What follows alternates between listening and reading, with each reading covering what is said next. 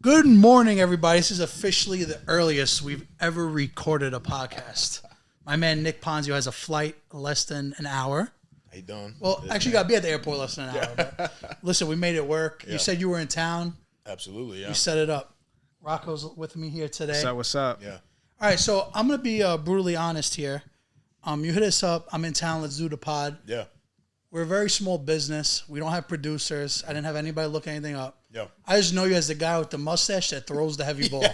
I'll tell you what, it's not just you. I think everybody kind of just knows me by that persona. They just know the fact that I got the little boffy here. And You know how you doing? Bonds. Yeah, exactly. It's a nice mustache, though. I appreciate it. Yeah, I keep it well groomed. It's a good look for you. She's seen it. Yeah, I've kept it pretty untamed. How does she before. feel about the mustache? Because I feel like people either love it or hate it. She's the one that tells me she likes it so much. So I mean, so okay. Yeah, that's kind of why I have the old locks in the back too, because I usually kind of keep it like the way you keep it, where it's a little fade on the side and everything. But I got the long hair too for that. But yeah, no, I think the mustache and everything else is kind of like part of my persona, and that's kind of what I've done in my own sports, kind of grown myself by like being charismatic and everything like that. You know, kind of being over the top with all the stuff I wear and all that. That's kind of how we noticed you. Like, yeah, exactly. I remember, I believe it was a year and a half ago, maybe 2 years ago. Yeah.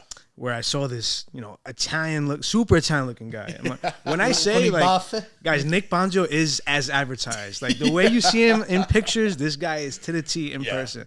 But yeah, we first noticed you when you had, like, these green, white, and red shorts. Yeah, that's right. And it said Italia. Obviously, we were representing Italia in the Olympics. And I was like, whoa, hold on a second. Like, who is this guy? Because this guy, you can't get more Italian than I thought this. he was like a real deal zip. Yeah, exactly. Yeah, off the boat. Off the boat. I was like, nobody loves being Italian more than this guy. I tell you what, that is true. That's true to a T. But yeah, for me, it was kind of that was at the Millrose game, which is at the Armory out in Manhattan, and I had just come off of the Olympics with Italia. That was my first national team ever made, and I told you guys off the air that I grew up in a really rich Italian culture. Both my sides of my family from. Where are you from? Italia.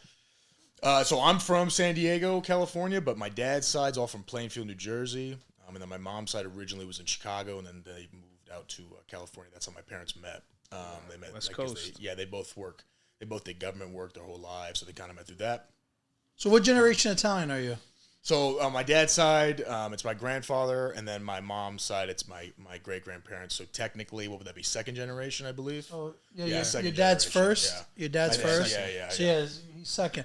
So that's kind of crazy that you're a second generation Italian-American, but you're playing for the Italian national team. Yeah, so that Walk was us through how that happened. Yeah, that's kind of the crazy thing, because I get a lot of people. I did a camp at the Armory yesterday. That's kind of why I'm in town. But I had a lot of the kids that were like how are you Italian? Like, because they talk about like all your achievements for being a coach and stuff. And how you Italian? Yeah, exactly. Yeah, exactly. And so they were like, how are you on the Italian team? How are you a national record holder and all that stuff? And I'm like, well, I got Italian citizenship, and I tell them all that kind of how that happened. But what happened was I got really good at my sport and everything like that, and the Italian Federation contacted me and was like, hey, you Italian? Because like I went out to Rome, and in track and field they have this. There's like it's like a tier system for how the meets work. So like how good they are. So the top is called the Diamond League, and the Diamond League is like the biggest and the best. So the best in the world go there, like the Usain Bolts and stuff. They compete in that. And so I did the Rome Diamond League, which is in Rome, and I won, which was awesome. So what was cool about that is I did it in front of the home crowd and everything, and I was still an American athlete at that time, and I took an interview after the fact with the Italian Federation for Athletics, which is called FIDAL, and they basically like, what's your plans for the Summer Olympics? Are you trying to do it for America and I was like, no, I'm trying to do it because at the time I was trying to get my Italian citizenship, and I was like, no, I'm trying to do it for them. What made you pick Italy over U.S.? So it's always been a big part of me, like being Italian and everything. Like that's why I love your guys' pod and everything like that. He's wearing a Nona's little meatball shirt. Yeah, exactly. That's what I'm saying. Yeah, exactly. Nona's little meatball. But like, for me, it was always kind of like a pipe dream down the road.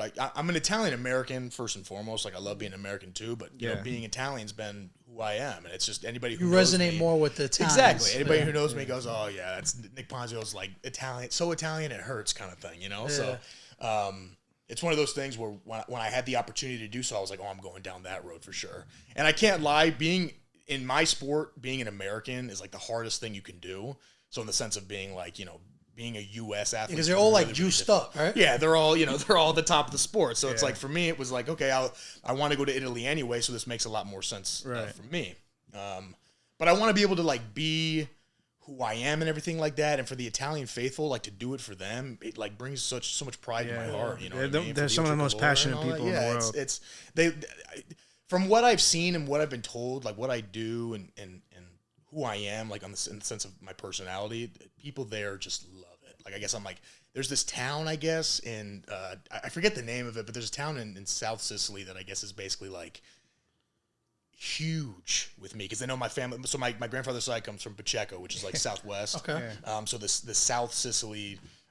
There's a mural of you. It's just it's like they have like they basically got like parties and stuff in my name. Like everybody, all the men there have mustaches for me. It's great. Like I gotta figure out what it is because you gotta go visit, bro. That's what I'm saying. I gotta go down there and just be like, all right, the heroes in town. That could be like your summer vacation spot. That's what I'm saying. Yeah, exactly. Bro, so I just get a house down there. Yeah, exactly. It'd be nice if you just like flicked and like shrimps come out of nowhere. That's what I'm saying. Exactly. Nick, do you speak Italian? No, so that's the thing, and I don't know if you guys, what generation are you guys? We're first generation. Okay, you guys are first generation. Yeah, so Rocco speaks a little more Italian than me. Yeah, because like his mom is off the boat. Yeah. So like at home, he just spoke Italian, right? That's how you picked it up more. No choice. So for me, like in my family, my grandparents who came off the boat, they spoke it fluently, obviously.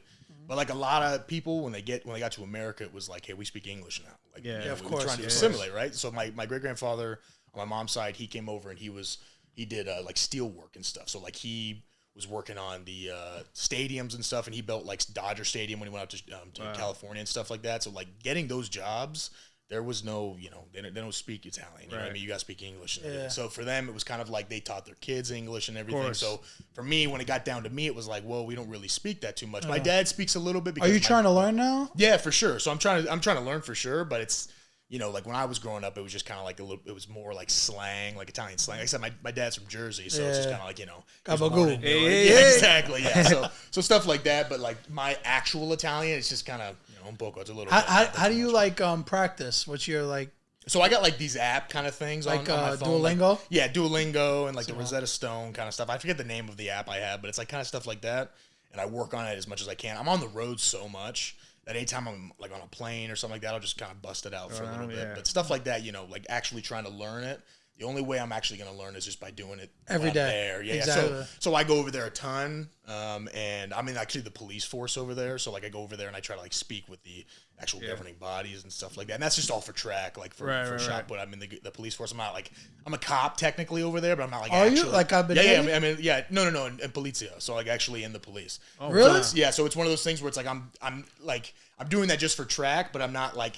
I don't have a gun on my hip. Patrolling the streets. And It's just more for trade. It's probably the biggest cop of all time.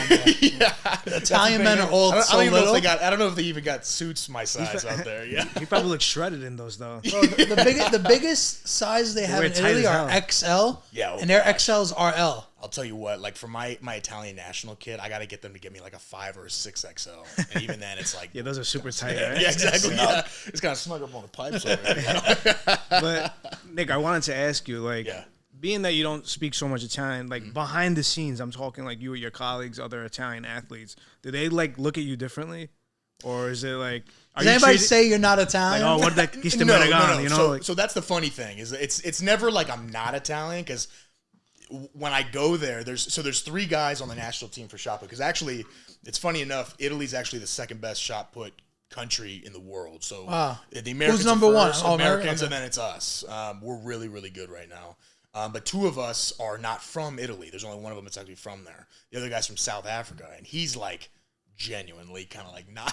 His name's Zane. Zane Weir's his name. Yeah. I love the guy. He's a great guy, but like he's genuinely not Italian. Like his grandfather. And he plays for Italian team. Yeah. His grandfather like. Yeah, exactly. Yeah. Tira la palla. So me, I got an actual Italian name. Like I actually got Italian, ancestry and everything like that. And so was the real imposter. Yeah, exactly. So like when I go over there, everybody on the national team actually says that I look the most Italian out of all of them, which is you funny. do. So like for me, it's never like I'm not Italian. They just wish I spoke more Italian. But I tell them all the time, like 27 years in America, we spoke nothing but English. Like, what do you want me to do? Like I try, you know what I mean? I got a little bit, but there's only so much I can do.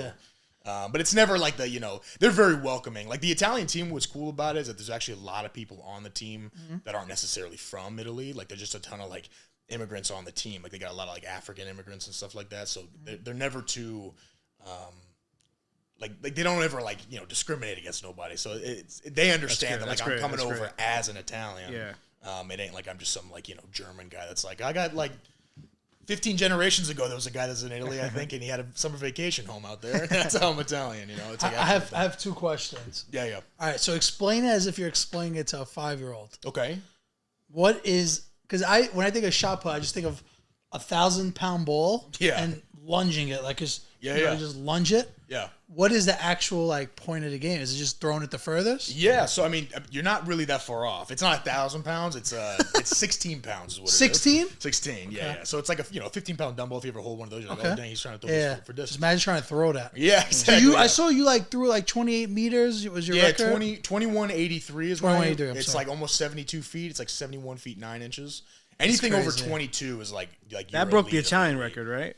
No, 2165 or 2161. That was the indoor Italian. So we have 2 seasons. It's an indoor and an outdoor. Yeah, I saw your outdoor was further. Yeah, because it gets colder inside. So you go inside. It's different surfaces. So like we throw on kind of like surfaces like this, like almost like wood.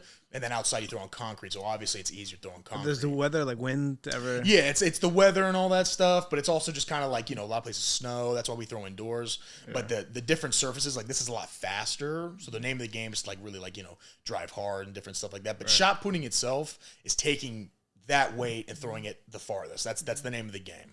Because you said you have teammates, right? Is it like is it an average sport where you have 3 guys and the average? Yeah. It's absolutely individual. So I like Nick Ponzio is its own entity. So like I tell people all the time, like I'm my own enterprise. Yeah, that's I'm what I thought. LLC, because you said you had teammates. That's why I asked. Yeah. So they're on the national team, but by no means is it like, hey, it's all of us together. It's like, hey, like they're cool guys and I like them and stuff like that. But at the end of the game, like it's 1 versus 1. Yeah, it's 1 versus whoever. You know what I mean? Yeah. Really, in the name of the game is you versus you. I mean, you can look at it like, hey, I'm just trying to go out here and beat everybody, but in reality, it's like I'm just trying to be the best that I can be. And usually, if you're at my level, if you're the best that you can be, you're gonna probably come out with a lot of wins, which is good. Yeah. You know what I mean? Now, what I wanted to ask you, follow up to Sabino's, is when you're spinning, right? Mm-hmm. Or if that's the right term. Yeah, it's a spin. Okay. Yeah, it's a rotation. That's just to gain momentum and power. Yeah. To launch that boy. There's 2 different ways normally to throw it. You could do it from a glide, which is a linear path, or you could do it like rotationally, which is the way I do it. The rotation's better for me because I know you guys think I'm a really big guy and stuff like that, but like as a whole in the sport, I'm actually kind of a smaller guy. There's guys in the sport that are like 6'8" and stuff like that. I mean, I'm. Because I feel like I've seen like World's Strongest Men do this kind of like. Yeah, so they're not very good at it because it takes a lot of different stuff. It ain't just about being super strong. Right. It's about like there's a ton of like mobility and flexibility. It's like you're trying to create stretch and stuff. I kind of relate it to if you take a spring and compress it and then let it go. That's kind of like what you're trying to do. I'm trying to go through a ring and compress that spring and then let it go in the finish and let all the force go. Use your momentum to like. Exactly. Now, why does it need to be attached to your neck, or is it shoulder? It's in my neck. So like you'll see like we have a lot of chalk and stuff like that. Like I got a cool photo in there where I was kind of like wiping chalk on there, but it looks like I got money on the phone, which is kind of cool. But that's you got like chalk on your neck and everything, and you put the shot put in the neck. That's just the rule. So that's the rule it's been for a long time, for like 100 years or so. I guess so it gives everybody a fair chance. Yeah, because if you hold this somewhere different. Yeah, so is that an advantage though? Like if you no, actually, it's really not. If I'm feeling like Tom Brady, you know. Yeah, what I mean? That's just kind of the put itself. So it's like a push. So the put is like from the neck to a push, and you're kind of flicking it like off your hand. Okay. So that's the biggest difference between like being able to throw like a baseball or a football, and with it being so big, you wouldn't want to do that anyway. You'd really bust your elbow. Mm-hmm. So it's actually advantageous to do that and kind of push. But that's just the rule of it. I don't really think it would even be any better to do it any other way. If you underhanded it or overhanded it, it wouldn't go nearly as far. It's like we've almost gotten to a point where that's the rule, but that's also the best way to do it too. So it's kind of nifty that we've done that. Yeah. I mean, after following you for a while, I think I've noticed that you're very critical of yourself. Yeah. I see it in your posts, like, finish 5th today. I'm like, damn, like at the end of the day, you always come out with a positive message Yeah, to your for sure. followers, and you have very passionate followers. I would say. That's the coolest thing is I've kind of got like a really big cult following now. Like I said, like that Nikki Tuchin sort of thing. It's kind of that army's kind of grown a lot, which is cool. But it's not even so much critical as it is just kind of being real with it. I think that in a lot of I like that because you don't see a lot of athletes do that. I was just saying, in this day and age, especially like in the 21st century with technology and stuff, you get so many people that are just like, I'm just gonna pump out all the good stuff. And for me, I'm like, I'll pump out the bad stuff too. I don't care. Like for me, as my brand, it's like you either like it or you don't. I don't really care if you follow or not. That's just kind of the way that I look at it. You know what I mean? And I think the people who are with me, who kind of ride or die with me, I think they like it, good or bad. And I think it's about what you were talking about with just being real and just being like positive with it. As a young guy, I used to look at it like, oh man, it's bad. This was bad. And it was just a terrible day. I'm not going to let anybody know it. But now it's like, bro, it's real. It's just what it is. This is a part of being a professional athlete. You look at this in any professional sport, the NFL, MLB, and NBA, you got however many games or whatever, tournaments or whatever you have for your particular sport, and they're not all going to be good, even at the highest level. I mean, I was lucky enough this year to be top 10 in the world, and I'd have 3 meets in a week. So it's like you got one meet on Monday, one meet on Thursday, and then one on Sunday. So it's like I got tons of opportunities. Like not all of them are going to be good. So why get mad about one when I got one in 3 days? Yeah. You know what I mean? Like especially like in the MLB, they got a 162 game season. If you strike out 3 times, I strike out 4 times in a game. Well, Aaron Judge hit 62 home runs. AL record. What do I care? You know what I mean? Yeah. At the end of it, it's just I still have a really good season, and like I said, top 10 in the world. It's all congratulations. It's all awesome. I appreciate that. Yeah, I kind of want to take a quick step back and start from like day one. Yeah, no worries. How exactly did you figure out like, okay, I could throw this ball really far? Like, that's a how does question. one like? Yeah. That's what I'm curious of. Because what about if I'm a great shot putter and I don't know it? See, that's the thing. I tell people that all the time. There's probably good shot putters out there that just don't even. It's such a niche thing that it's like I don't even. Because track and field's huge, but like the field aspect always kind of gets overlooked by the 100 meters, the 200 meters, the 400 meters, whatever it may be. So I think there actually are really good ones. I could confidently say like I don't qualify for that. So for me, from you look like a hurdler, bro. Yeah, I was gonna say, I think you're more of a pole vault guy. You I don't even know what that means, but I'll take it as a compliment. Take 4 different poles and tape them together. Put it over there. Yeah. But no, for me, it was one of those things. Pole vault. Yeah, exactly. That's the one where you. Yeah, exactly. Yeah, run up. Yeah. I still don't know what they're talking about. Yeah, exactly. You have that big stick, and then you. Oh, yeah. That stick will the run up in 14 pieces. I can confidently say that's true. Yeah. You tried?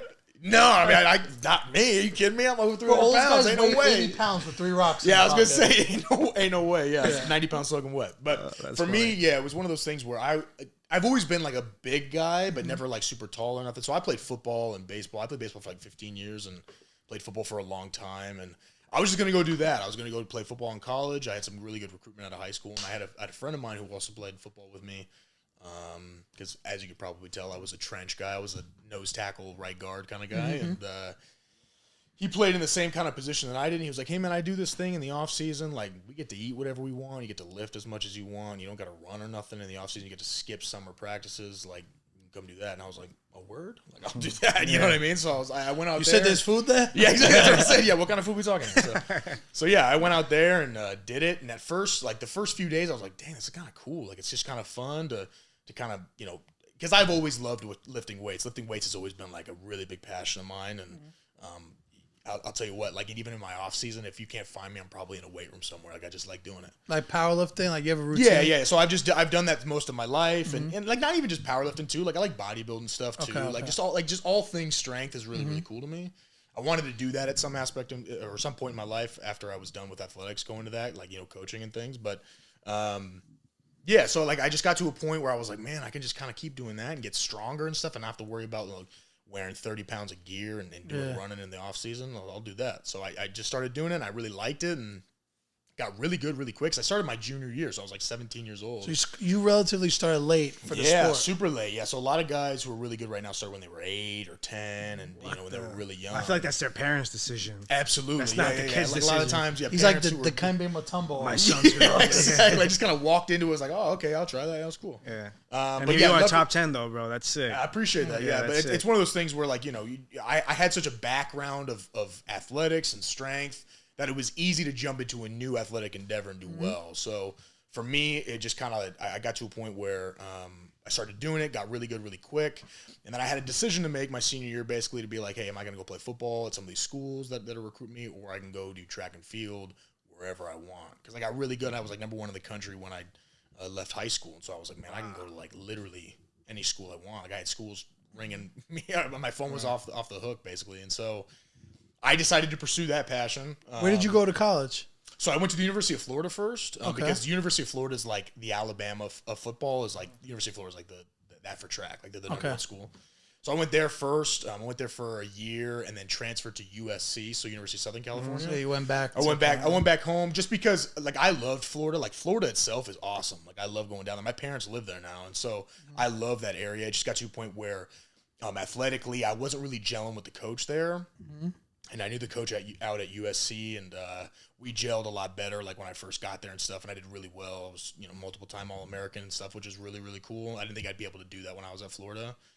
So when I went out there, I was like, dang, this is where I was meant to be, kind of thing. Because it was between a bunch of different schools when I was leaving Florida, and USC just made too much sense. I was like, man, this is where I grew up, like, in that Southern California area. It was just kind of like, I'm just used to this. It just makes more sense to just feel comfortable and be like, let me just attack what I gotta do. You were fortunate because I bet there's a ton of athletes who probably don't get that opportunity. Yeah, I mean, especially transfer. I don't know what happened, but I'm sure like there's a lot of restrictions that coaches have, and sometimes they make that decision because they know somebody. Like, in football, for example, they give somebody the job because he knows X, Y, and Z. Yeah, whereas the kid who's talented gets on bench. That happens all the time in high school. No, for sure. Yeah, absolutely. I mean, and that happens at the college level too. For sure, you're right. So correct me if I'm wrong, but you got your Italian citizenship after you played for Italy, or no. So I got it right before. Okay, so I was gonna say I would assume. Yeah. Well, that process takes forever. Oh my! Well, see, the thing was is that normally he probably he bumped up. Yeah. That's the thing. So I got bumped. Yeah, exactly. I got bumped to the front of the line, but even then, with COVID and all that, that still took forever. So for me, like I started in. I won that Diamond League in 2020, like I told you guys in Rome, and then from like the end of 2020, it was like October, started the process right away. Fidel was like, let's get it done. It wasn't even Italy that was taking so long. It was the Italian consulate here that was just like, they were sitting with their feet up. Yeah, well, they had 4 espressos. Yeah, 1 o'clock. Everybody takes like, we'll get to it. And that's, that's typical. Like, I told them all the time. Yeah, exactly. In my opinion, there's a big difference, especially being in Italy so much. A big difference between actual Italians and Italian Americans. Like, I feel like tell us what it is. I'll tell you what. Like, in my opinion, Italian Americans, like, just do it now. We're just I got no patience for you anymore. In Italy, sometimes we're just kind of like, this is island time. We're on the boot. I'll do it when I do it. I don't care what you think. So I think there's just a big difference with that kind of stuff, especially going through the whole process. So it took me like from October till like May, which normally when you get bumped to the front of the line, especially for athletics, like for the Olympic team, like especially because athletics in Italy is like next to soccer, it's like probably the biggest sport in Italy. Or football. Sorry. I apologize to all my Italian fans. Yeah. Calcio, whatever. Exactly. Yeah. So, usually it's really quick, but because of COVID and stuff, like we had all the paperwork and everything, me and my family. We had like paperwork, like actual documents from when they came off the boat and everything. And the Italian consulate was like, no, we need it from the last 5 years. And it was like, what? How would you want to have a document that came from 4 years ago compared to one that your came grandparents' town? You had to request it from them. Yeah. So we you need a mayor. We had actually. It's great. There's a guy I worked with. His name's Chris Lorenzoni. He does. He's actually out here, and he does all this kind of stuff for people who are trying to get their citizenship. And he actually went personally to. We might need his information. Yeah. So the last guy we used was a flop. Yeah. No, I'll tell you what. This guy is amazing. He personally went to Pacheco and got like my grandfather's like documents again, and I was like, oh my god. Man. So he basically got all that done. And then it just basically was like out of my hands at that point. I was like, all right, I guess we do what we want to do. It's still a 7-month turnout though. That's what I'm saying. And I basically called the consulate like probably every 2-3 days, and I was like, what's going on here? What's going on? Because there were other meets that I could have done for the national team beforehand, and I was trying to get it all done so I could go do that. And the Italian government, Fidel and all them were like, you got it yet? What's going on here? Stop calling. Yeah. And so I had to basically I had to tell them at some point, I was like, hey, listen, I haven't even heard from him. You guys got to do something. They were like, all right. Literally within 6 hours, I got another email like, can you be there tomorrow? And I was like, damn right I could be there tomorrow. You know what I mean? So I just got in the car, went out there, basically got it in the morning. They were not happy at all. Cause the consulate in Cali? Yeah, Los Angeles. Because I was living in Arizona at the time. So the Italian consulate's slow. Yeah, Imagine an Italian consulate in Los Angeles. Yeah, exactly. Yeah, I know. It's molasses. That's what I'm saying. Exactly. So I was living in Arizona at the time. I just drove the 5 hours to LA and stayed the night and basically got in. They were not happy. And if I had to guess, probably because the government was like, hey, listen, this guy was supposed to get this stuff like 3-4 months ago and you ain't done it. This is now our problem. Now you got to get it done. And they're like, all right. So they basically, I literally walked in. Basically, you got to know a guy. Yeah, that's what it was. Moral of the story. It was so mafioso. I had never been a part of nothing like that in my life. It was basically, I walked in. They just basically like didn't even have to sit down. They were like, here you go. Quise tirar pal. They basically just gave me an envelope. Gave me an envelope, and they just were like, "Yep," there, and I was. And Showtime, baby. Yeah, they were ready to go. So. Hypothetical question: Yeah, if America one day was like, "We want you to play for us," will you be able to do that, or once you play for Italian national team, you can't, right? No, you can. Oh, you can? So the governing body for the world is just called World Athletics. It used to be called the IAAF, and they have a rule where basically, I don't know what it is technically now. It used to be 2 years you'd have to sit out. To basically switch your citizenship. I think soccer is like that too. Soccer, once you one appearance, once you one appearance, that's it. Remember we talking about it the other day? Yeah. Our friends were here last week, and they were saying how a lot of these nations, like the smaller nations, they'll have like a young talent, and they'll put him on field for the last 2 minutes of a big game, just so that he can never play for Germany or one of those bigger teams. And I'll tell you what, there's a lot of skidol being passed around with like some of these smaller nations when it comes to them having you come over. Like I knew a guy that did exactly what I did, and Bahrain, which is I think it's a country out in the Mid East, and they were going to pay him $1 million to come do it. And they were just like, you just got to live here 6 months out of the year. And he was like, no, I can't do that. Because he had kids and stuff. And so I get it. It's like, I can't just go over there for 6 months out of the year. Right. But there's a lot of money being thrown around. You know what I mean? Like, they want this. They want it done. I mean, that's what I'm saying. Track and field. You know, it's crazy. The whole time we've been sitting here, as an Italian American, I'm thinking, how does this guy make money doing this? Oh, yeah. And No, you just answer it could be, it could be very, very lucrative, which is really nice because when it's great, it's great. Yeah, when you correct me if I'm wrong. Olympics, isn't it? You just do it for pride, or you get paid? Yeah. So unfortunately, technically, it's an amateur thing for sure. I mean, everybody who's at the Olympics is a pro athlete. There ain't nobody there. That's and you got LeBron James playing that. It's like, I'm sure he's an amateur. But no, I mean, like it's an amateur thing technically. So you don't really get, even if you win, there's good money involved, but normally it just goes to your governing body, and the governing body goes, we've put a lot of money into you. This is kind of our payback. Imagine that money from what are you, a racehorse? I understand. Yeah, that's what I'm saying. Seriously, like we got. So in the last Olympics, we had 2 or 3 Italian Olympic champions. We had Marcel Jacobs, which in the 100. He's everybody was going crazy. Yeah, that's what I'm saying. I mean, like this is the biggest thing. Like I was telling you guys with the shot put team, it's the number 2 country in the world. Italy as a whole right now, we are on the come up. Like we got some really good talent. We got a lot of really good young kids. We got this one kid right now who does the triple jump, which is like one of those things where like you take off on one leg, then go again. Yeah, I think I know him. What's his name again? Oh, I can't remember his name, but I've met him one time. He's really young. He's all tattooed or something. Yeah. He follows me on Instagram. Marcel's all tattooed up, but there's a couple of young guys who are like that too. But he's really good. I mean, he was like top 20 in the world as like a 16 or 17-year-old. Like he's really good. And then we got another guy who's the captain of the Italian national team, is Gianmarco Tamberi. He's the high jumper kid. Yeah. And then the 4x1. So we have a bunch of other sprinters who won Olympic gold medal. 4x1, which is basically, the 100 meters, and it's like a relay thing. Yeah. So, I mean, like, we're on the come. I mean, like, to win all those gold medals in the Olympic medal was huge. Like, we got, like, so much, not only pride and stuff, like, came back to track and field. It was just, like, as a whole, the team going into, like, the world championships and everything like that, it's like, we are now a force. Now people are like, oh, the Italians are coming in, which is really cool. Definitely. You know what I mean? So, love to see it. Yeah. What's next for you now? Like, where do you see... my career. Yeah, where you see what's your next goals? Yeah, so last year we had 4 major championships. So every year there's like usually a few, but with COVID everything kind of got pushed back because that entire 2020 year got like canceled. So this past year we had a European championship.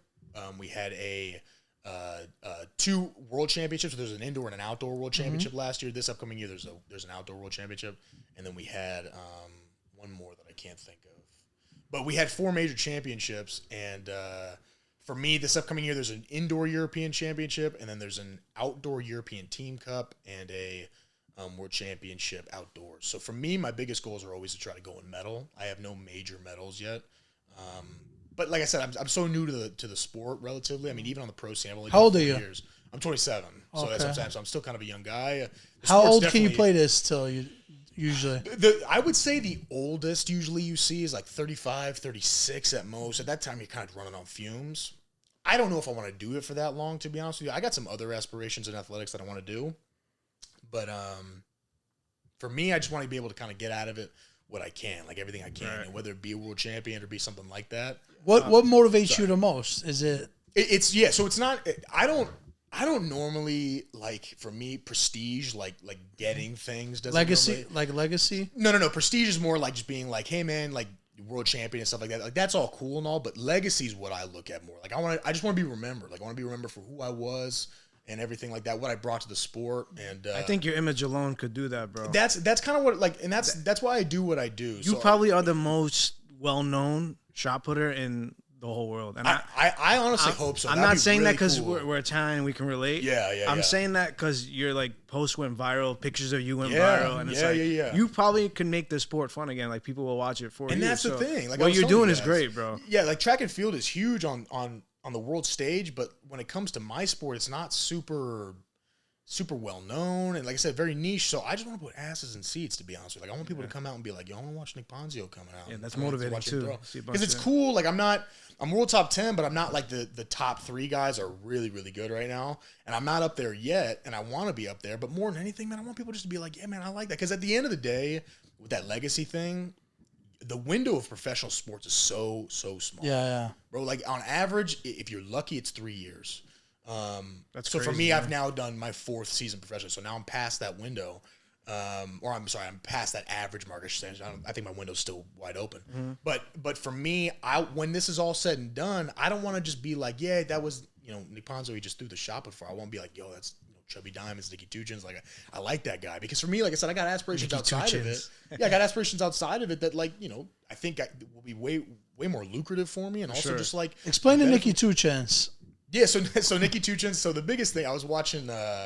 This was when I was really young. I was watching Goodfellas, and in that movie, the scene where they're going by the bar, there's that guy. It's I think Johnny Two Times. Yeah. He's like, get the papers. Yeah. And so I thought it was so funny because I was a chubby kid and stuff. I was like, I'll be Nicky Two Chins because I got like 2 chins. Why do you go like this? Yeah. So I got like not so much anymore, but back then I was a chubby kid, so I got like double chin all the time stuff. Like most photos, I'm rocking the double chin.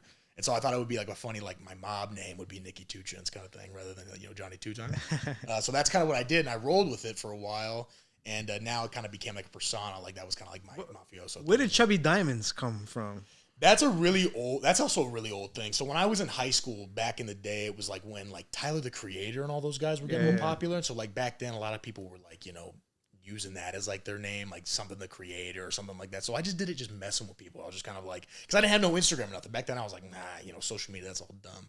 So I basically just did it just to mess with some friends, and people loved it, like where I was from. And I was like, oh, that's cool. And so I just kind of kept it for a while. And then I went to college and people loved it. It just kind of got to a point where it was like, it kind of just rolled. It was like a snowball. What do they call effect. you? Chubby? Like with Chubby Diamonds? Yeah, Chubs, Diamonds? Chub Diesel, Chubby D, all that kind of stuff. Yeah, Chubs is the big one. That's I didn't mean like chubby, like you're chubby. I meant like because no, of course, yeah. That's why they call it. Yeah. This guy's calling me a fat ass. Yeah, exactly. No. But I got a lot of people. Yeah, like I just got friends and stuff who just call me Chubs and stuff like that. And it's not like I don't ever take it like I'm chubby thing. It's like I don't, whatever.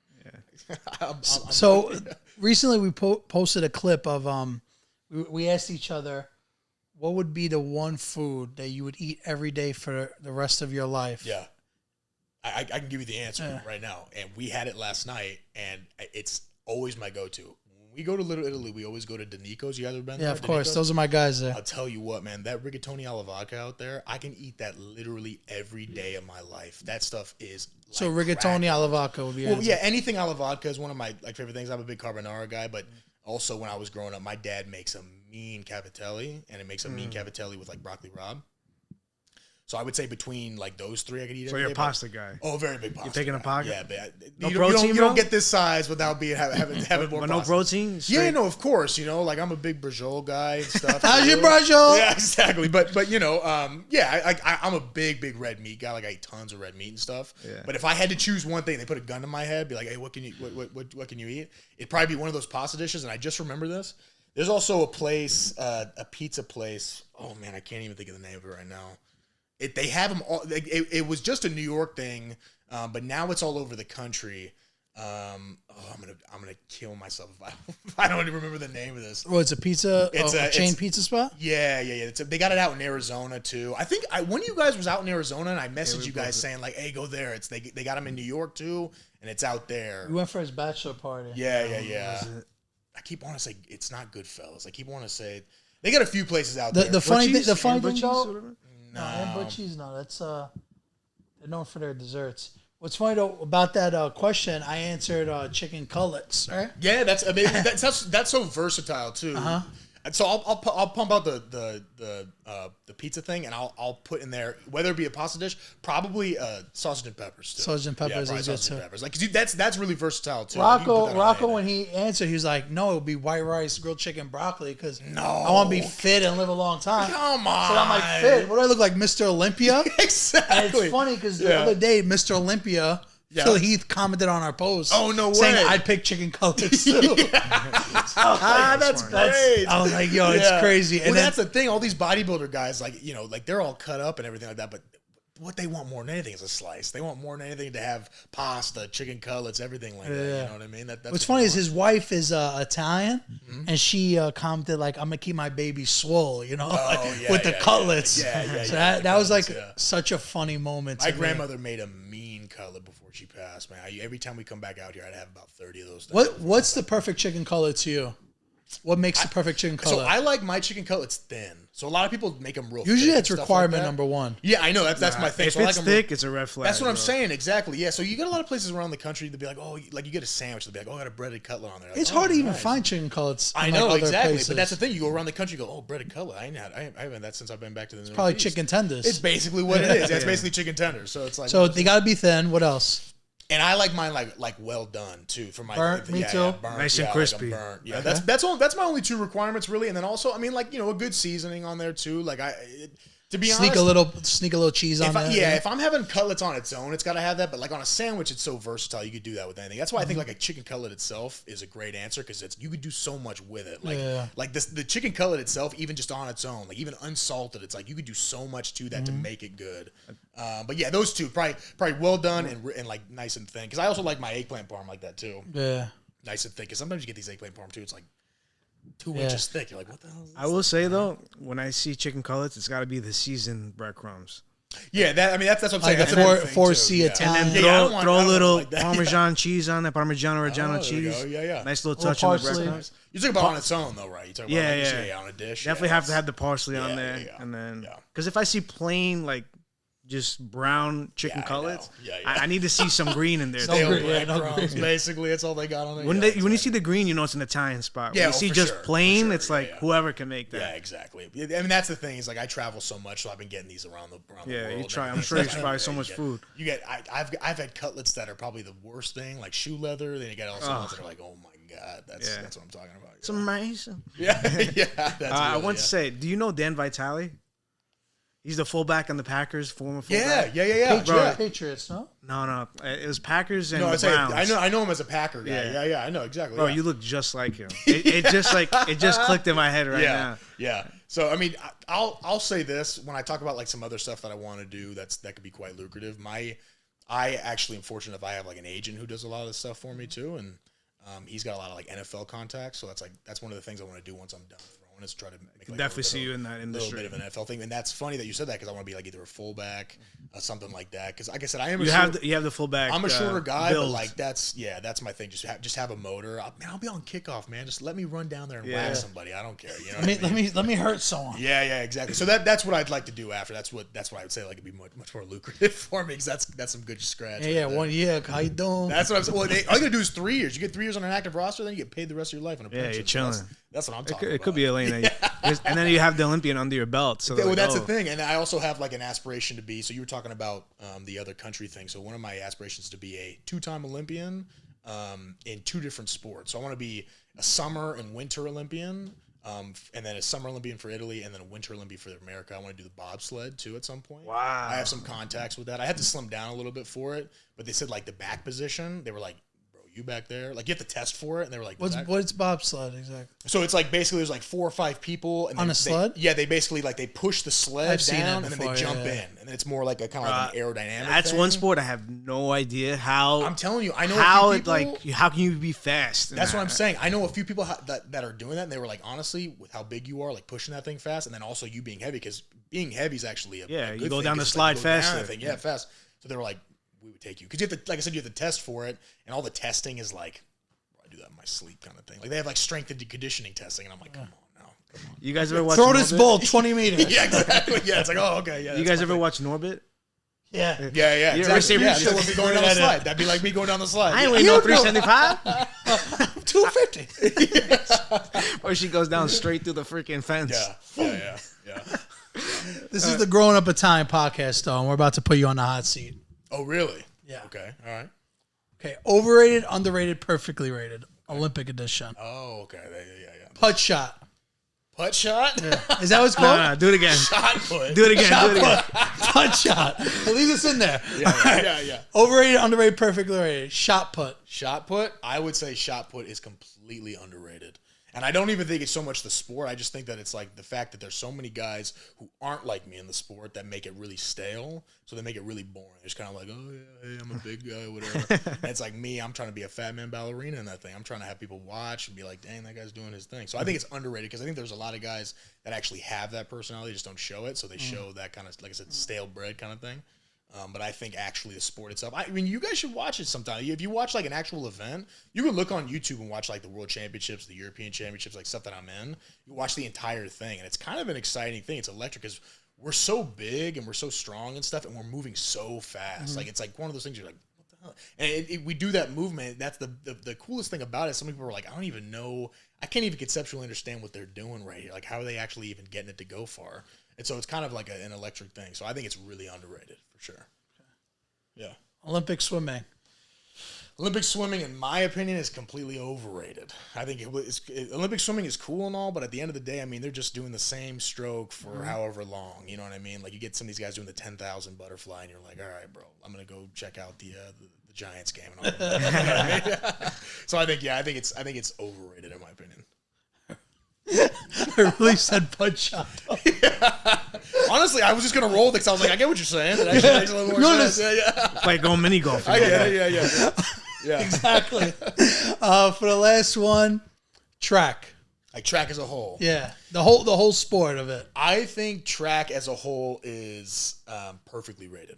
I think track gets a lot of attention, especially like with the 100 meters and stuff like that, and it deserves it because it's that's. You want to watch guys run sub 10 seconds of the 100 meter. I mean, that's, if you've actually ever seen that in person, you can't hide that. You got to be a good runner. If you actually watch somebody run a sub 10-second 100 in person, it's hard to even believe that somebody can move that fast. Like it's probably like watching Tyreek Hill play in the NFL. You're like, what's going on? I was just gonna say it's like watching a cheetah run. Exactly. Like you're talking 20 miles, cheetah. 22 miles an hour. It's like you see some of these things. You're like, what is going on? And so you see some of these guys running. I mean, I've seen a guy in person run the 200 meters. His name's Noah Lyles. He's a friend of mine on the circuit, and he's a world champion. But I saw him run like 1940 in person, and I was watching down the backstretch because it's the 200's like you start on the curve and it comes down the straight, and I was watching the straightaway, and I was like I could have trained from the womb to sprint fast, and I ain't running that fast. Like that guy is running like it's otherworldly, and you guys know this from watching pro sports right now too. Like they are straight machines out there. I think a lot about like the Jadeveon Clowney thing. Did you guys watch his his draft? His combine. Yeah, the guy's like 290 biggest jumper. We're jumping like 11 feet. You're like, bro, like that. Freaking what are they feeding you, bro? It's in the water where you're from. You know what I mean? It's just there are so many athletes out there, and especially in track and field, that are so good. So I think track as a whole, with the with where it's at right now, the fact that it's for everybody. I mean, you can get a chubby guy like me as a professional track athlete, and then also that guy who's got a 6-pack or an 8-pack running a 19.4. We're all in the same sport. I think it's perfectly rated. I would say it's even actually kind of slightly moving towards like underrated, to be honest, for sure. That's definitely the most entertaining to watch. Yeah. I feel anything in the track is for the Olympics. That attracts the eye, you know. I'm pretty sure they said. I mean, maybe football is like soccer is actually more viewed than track, but I think track and field, when it comes down to the 100 meters, is the most watched event in the Olympics. Really? What about Olympic basketball? We talk about like overrated, underrated. Yeah. Overrated. Ooh. Olympic basketball to me is lame. Why do you think that? I think for the vast majority of Olympic basketball, whether it be men's or women's, I mean, in the Olympics, the U.S. is gonna probably win. I know the last one they didn't. I think Spain or somebody won the last one. It's always funny when U.S. doesn't win. The next year they put like a crazy team together. Like it takes us losing to put a crazy team out like there. we get like a silver medal with the B team, and then they're like, all right, we're gonna let LeBron play again. But I always say like Olympic basketball to me, it like the epitome of it is that Vince Carter dunk. Like remember Vince on Carter Frederick Weiss. A lot of people don't know the guy that he like put his balls in his mouth was owned by the Knicks. Oh, Frederick really? Weiss, yeah. And he never played for the Knicks. That dunk actually ruined his career. Oh yeah, no, I did hear about that. Yeah, but that's what it's like. That's the U.S. basically. When everybody's like, exactly. But I love watching. I found myself watch a couple Olympic games, but it was only like the Redeem team too. Like yeah. I do watch some of them because we'll like just win by 60 sometimes. Well, but that's what I'm saying. I think that's why it's overrated. Just because you get to a point where it's like nobody watches it. They're like, all right. It's an all-star game. That's what I'm saying. Yeah, it's like, all right, the U.S. is playing Argentina. And it's like, bro, we're going to. But the other countries are getting better, though. Well, it's because they're filling their teams with NBA players. Yeah, You exactly. know what I mean? Like let's be honest. They're all those teams are. And they probably have more of a strategy, too. Yeah. Like, they're really trying to win. That's what I'm saying. Back then, they were, I mean, back in the day, they were just like, the U.S. just run and train because it was actual like Michael Jordan and Larry Bird playing. And now these teams are like, all right, we got to get some of these guys too to come back and play for our country and stuff. And now these teams are showing up. But I think it's, in my opinion, when I look at the whole of the Olympic basketball thing. Italy actually got some bowlers now too. Yeah, I'm curious to see if Banchero plays for Italy or U.S. Gianmarco Tamberi should be playing for the Italian team. Did you guys see he was in the All-Star game? Yeah, he looked good. He's got a shot. He threw that dunk up. Yeah. I think he threw like an alley-oop dunk up and threw it down. I was like, damn, bro. We got like him, Moretti. Gallinari's a little older now. Yeah. Bellinelli's washed. Bellinelli's super washed. He's like 100. I met some of those guys. So Acquacetosa is the captain? No, Acquacetosa is the Olympic Training Center in Rome, and I stay out there a lot when I go there before I go to big meets. And I've met some of those guys because some of those guys stay down there just to like train and stuff like that. And those guys are giants, man. Because I mean, you guys know this. Like, yeah, it's all 6'5" Italian. and up. Italians like. We're short people. Like my mom's like 5'2". We're one of the shortest what I mean? nations in the world. That's what I'm saying. Like we're short people. Like you know what's funny is I'm about 6 feet tall, and I'm gonna claim it because I've been measured medically 183 centimeters in 3 different countries. You sure you're not 5'11"? I'm gonna claim 180. I'm claiming because that's like me. I'm 5'8", but I tell everyone I'm 5'9". Yeah, exactly. Yeah. Just sounds better because 183 centimeters is like 6 feet and a quarter inch. So I'm just claiming 6 feet. I'm just like, yo, I'm 6 feet tall. But when I go to Italy, I'm tall. Like I get people that are like, man, you're a really tall guy. Tu sei gigante. Yeah, exactly. Yeah, and I'm like, no, I'm not. But then you get these basketball player guys, and I'm like, who made you? You ain't Italian. Ain't no way you're Italian. Yeah. I ain't never seen Italian that size in my life. True. Like I think we got a guy on the Italian basketball team's like 7'1" or something. I'm like, what? Or 6'11" or 7 feet tall. I'm like, bro, how? I don't even know what's in the water for you, but there ain't no way. Man, I ain't never seen a tall drink of water like that before in my life. I wish I was like 6'8". That would be cool. That'd be fire. I've always just thought about how cool it would be just to always be looking down on somebody. You know what I mean? So, like you're always looking down. That's my dream my whole life. Exactly. We've all been looking up. For my so life long, goal before it all said and done, I just want to like dunk a basketball one time. That's what I'm saying. Just once. Because I can touch rim, but I'm just so big. Bro. Like palm, and I got like small chubby hands. So palming a ball, I can't do. And I just. What about if you dunk like the little ball that you throw? Oh yeah, bro. If I just could smash the whole floor. Dunk that. Yeah, 16-pound ball, no problem. Yeah, exactly. Windmill it. That's exactly windmill. There goes the court. Yeah. Yo, Nick, thank you so much for your time, man. If you guys haven't heard of him, now you know a little bit about him. Make sure to follow him. Yeah, Best of luck in your future and go catch your flight, all right? Yeah, exactly. I appreciate it. Guys got to do that for sure. Later.